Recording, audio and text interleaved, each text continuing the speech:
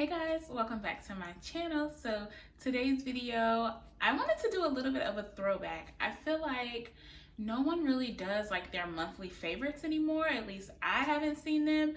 And I used to really love watching people's favorite thing like from the month. I know a lot of people are doing now like the Amazon favorites videos, which sidebar, let me know if you guys want me to do a video like that.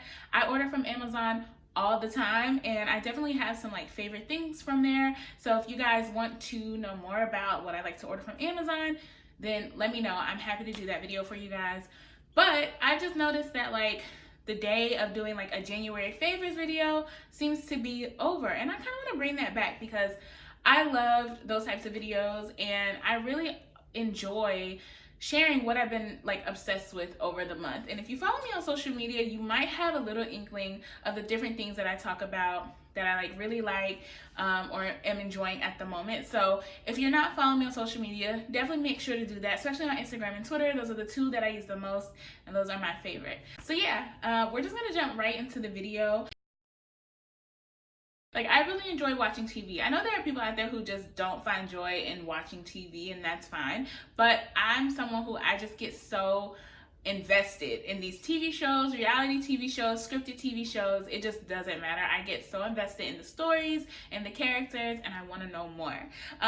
Plus, I'm a really creative person, and so I just like get so excited when I see other creatives create things that are just so magical. So anyways, with that being said, there's definitely some shows that stood out to me in January that I just like could not get enough of. The first one was Cheer on Netflix. It's a 6-part docuseries about the Navarro College cheer squad. They are out of Corsicana, Texas, this little bitty ass town in the middle of Bump, Egypt, Texas. I just censored myself, that's so funny. But they are like 14-time national champions. They are amazing. I was definitely a cheerleader growing up, so that kind of made me want to watch it just because I remember growing up being a cheerleader, going to cheerleading competitions, practicing for those, being so excited when you won, and also just like Friday or Saturday mornings, like ESPN used to show cheerleading competitions all the time, and like me and my friends would get together and we would watch the cheerleading competitions, like just see what the other people were out there doing. Like, mind you, I didn't cheer on like a competition squad, so like we weren't that advanced, but I just always cheered for my schools. But we did go to competitions and compete and do stuff like that. And I just remember like cheerleading was just so much fun to me. It was my favorite activity ever when I was in school, and watching Cheer on Netflix definitely brought back some nostalgia, like these like nostalgic feelings that I just was not expecting. Like, there's something so exciting about working together with a team, and like I think that cheerleaders don't get enough credit as athletes because people think, oh, they're just like standing on the sidelines doing like this, and it's like it's so much more to it than that.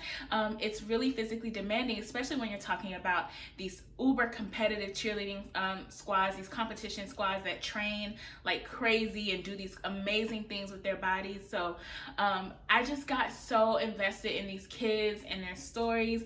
Jerry, if you've watched Cheer, Jerry is a light. I love him. I love his Matt talk. It's been so great because this past week they've been doing like a crazy media run. They were on Ellen. They were on Watch What Happens Live with Andy on Bravo. They have been all over the place because people are really obsessed with them and endeared to their stories. And it started out as a 6-part docuseries, but I'm almost willing to bet that Netflix may give them a season 2 just because it was so crazy. And I don't want to spoil it or anything like that. So if you haven't seen it, I just highly recommend that you go check it out. Cheer on Netflix, so good. Jerry and Lexi, I really like Lexi too. So those two are definitely my faves. But like everyone that you meet, Gabby, Ladarius, like all the like kids that you get to meet, like y'all will love them. Like their stories are just so good. So, and the coach is amazing. The coach, she knows what she's doing down there. So I've been obsessed with Cheer.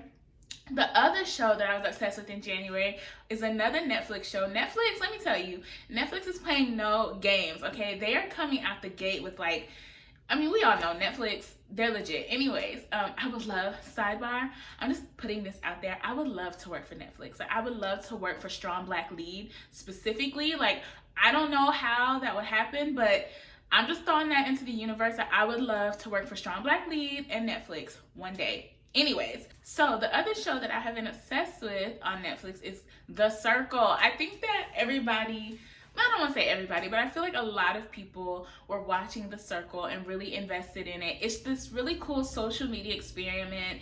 They have these people kind of isolated in this apartment complex. They can't see each other. They can only communicate via like text messages through this Circle app. And there's different challenges and things they have to do. They have to get to know each other. I feel like it's kind of like Big Brother, but without like the face-to-face interaction and physical competitions, because there are still activities and like things that they have to do in order to win. Like influencer, like the top 2 influencers have like the power basically.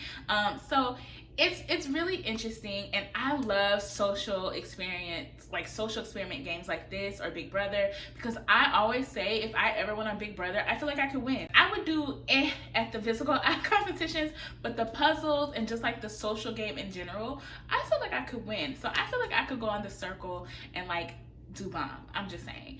But so yeah, it's like you can play as yourself or you can play as a catfish, and so that's where the real like hook, line, and sinker is, because people are trying to determine if people are really who they say they are. So there's a lots of twists and turns.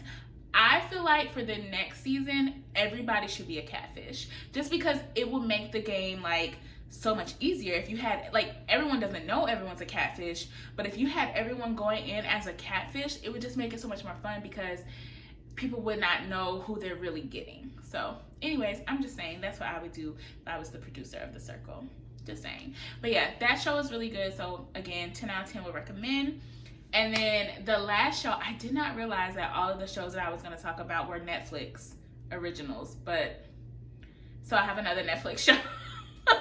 And I promise you, I watched other stuff this month that was not just Netflix. But The Crown, and I'm a little bit late to the party with The Crown. I know I saw people talking about it all the time, and my friend Jordan really likes it, so I was like, well, let me check it out.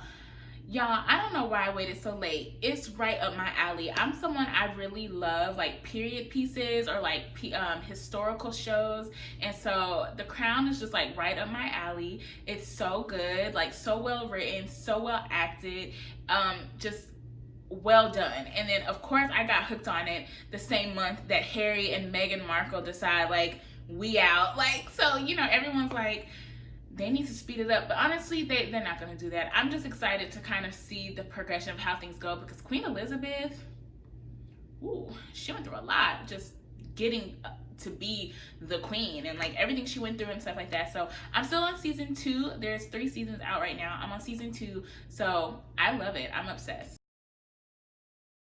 So next, keeping up with media things that I was obsessed with in January, I want to talk about 2 podcasts that I really, really liked. The first one is a daily horoscope podcast, and I cannot think of the name off the top of my head, but I will have it on the screen over here. So yeah, you get a new episode every day, because it's daily and it's your horoscope, and it's like a 3-minute episode, and literally it just tells you your horoscope. But I've been really enjoying that. I love like starting my morning off with it. So like I'll wake up in the morning, and like literally they're up pretty early, because I'll wake up at like 6:30 in the morning and get ready for work, and the new episode is already up. So I'll just listen to that, you know, see what's, you know, in store and everything like that. And I've just been really enjoying it. So I would definitely recommend it. You guys check it out if you're into horoscopes and things like that. It's pretty good. The second podcast I've been really obsessed with is the DC Monster podcast. So if you've I don't know if you ever listened to like Atlanta Monster, that was one, and then they did another one, a second season, I can't remember what it was called. It was about, I didn't listen to the second season, I listened to Atlanta Monster, and now they have DC Monster, which is the 3rd season, and it is about the DC sniper shootings. And I'm someone, I love true crime. I told Twitter this the other day, but like low key, I want to start like a YouTube channel, and don't nobody steal my intellectual property, okay? This is my idea. It's time stamped. You see it. You cannot steal it. you can't steal something that's probably already out there. But anyways, I really want to start like a YouTube channel. It's like a mukbang channel where we just like eat and talk about true crime stories. Like, I would watch that. So if you would watch that, let me know. Maybe it will be coming to a screen near you. I don't even know what I was saying before, but DC Monster is all about the DC sniper shootings that took place. I can't remember what year off the top of my head. It was like the early 2000s, I want to say, and maybe like 2002 to 2003 or something like that. I can't remember exactly, but I remember because I think I was like in the 7th or 8th grade at the time. I was definitely in middle school when this was happening, and I remember like all this stuff. It was like white vans. They were looking for white box vans, and I remember like when it was going on, like they were canceling our practices for school. Like we were always like, when we were like standing outside catching the bus and like we saw a white van drive by, like we were like legit shook. Like, what if they looking for us? What if they done moved down south? You know what I mean? So it was really interesting growing up during that whole experience, because it was so scary and it was crazy because nobody knew who was doing it, and these people would just be out doing normal things, grocery shopping, getting gas, like waiting for the bus. They were just people living their lives, and they were shot and killed for no reason. Just like, it was so senseless, it was so heinous and so disgusting. And then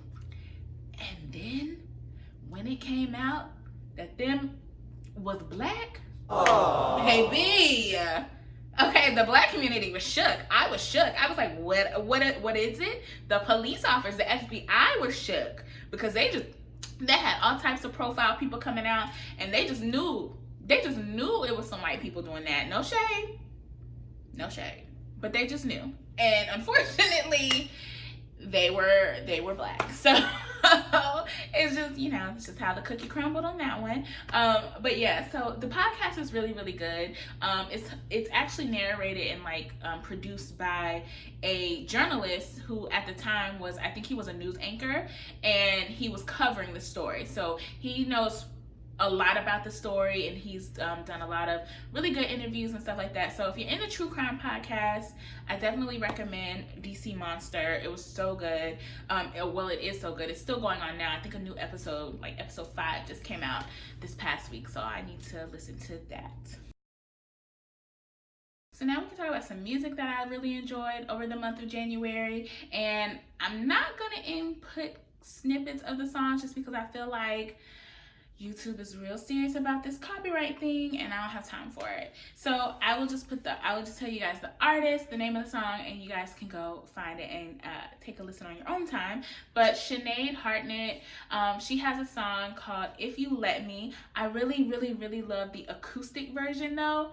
So much better in my opinion, just than the like album studio version. The acoustic version is everything, so check that out. I really loved, I've really been playing which sounds bad, but I'll Kill You by Summer Walker featuring Jhené Aiko. Like, I know it sounds a little harsh, but that song is so good, especially Jhené's verse. Jhené snapped on her verse, so check that out. So last but not least, I just have a few products and things that I want to share with you guys that I've been really loving over the month of January. The first one being this Kate Somerville Gentle Daily Wash. I have been loving this so much. I'll insert some close-up clips for you guys because I know you probably can't see it from way back here. But yeah, I've just been loving this cleanser so much. Prior to this one, I was using the Kate Somerville Eradicate cleanser, which also really, really love it, but I felt like it was maybe a little bit too drying on my skin.